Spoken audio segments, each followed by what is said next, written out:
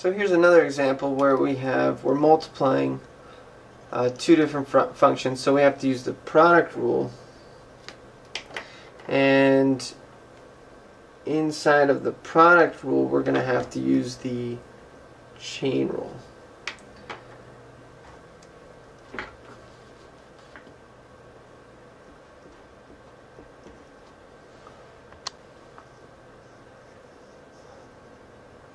Okay, so we're going to use the product rule. So remember, the first thing is anytime we have roots, we're going to write it as fractional exponents. So instead of square root of z, it's going to be z to the 1/2 e to the minus z.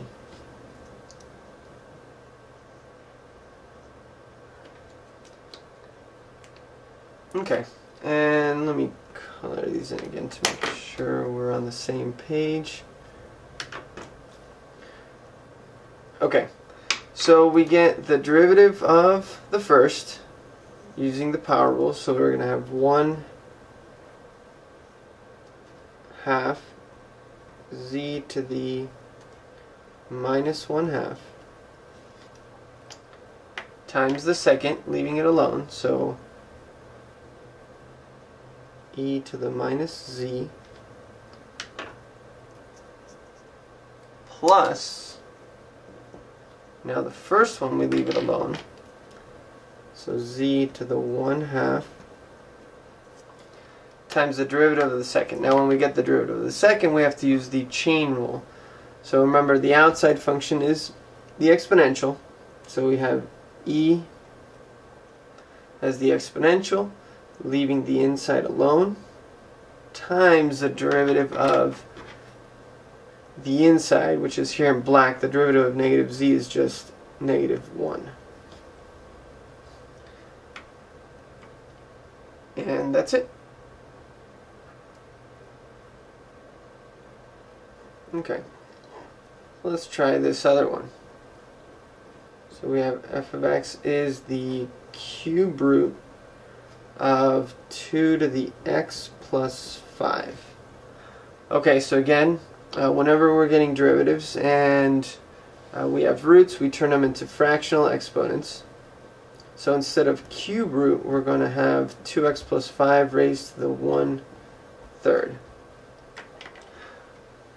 Okay, now in this case, the outside function is this guy that's being raised to the 1/3. And the inside is the 2 to the x plus 5. Okay, so we're going to apply the chain rule here. So we're going to have first the derivative of the outside here in red, so we have to use the power rule. So we're going to bring the 1/3 down, leave the inside alone, and subtract 1. Well, 1/3 minus 1 is -2/3. And then times the derivative of the inside. So the derivative of the inside, the derivative of 2 to the x, remember, is just itself, times natural log of 2, plus the derivative of 5 is just 0, so we leave that one alone.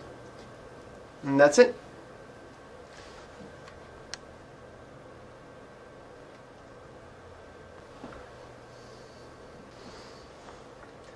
Okay, so to get the derivative of this guy, it looks like what we want to do is use the quotient rule here for this part, but really, since you have a constant on the numerator, there's an easier way. You can just bring the denominator up, and remember, when you bring this guy up, you have to change the sign on the exponent. So these are equivalent, and we leave this one alone. And now we can find the derivative just by using the chain rule on this first part, and this one just the power rule. So let me label these guys. So we have, let's say the outside function here is going to be the natural exponential, and then the inside function is going to be the -3x. Okay, so then the derivative of this guy is the derivative of the outside, so the derivative of the exponential is just itself, leaving the inside alone, times the derivative of the inside. So the derivative of the inside is just -3, and then plus the derivative of x squared, which is just 2x. And that's it, you're done. Okay, so here we have the outside function is going to be this guy being raised to the 4th, and the inside is this quotient, and so we have to use the quotient rule. Okay, so one thing to note is that here A and B are constants. So you treat them as constants, like if they were 1 or 2 or whatever. Okay, so then the derivative of this guy, so we get, remember, the derivative of, hold on, let me mark this. Okay, the derivative of the outside, so this would be, you bring the exponent down and subtract 1 while leaving the inside alone.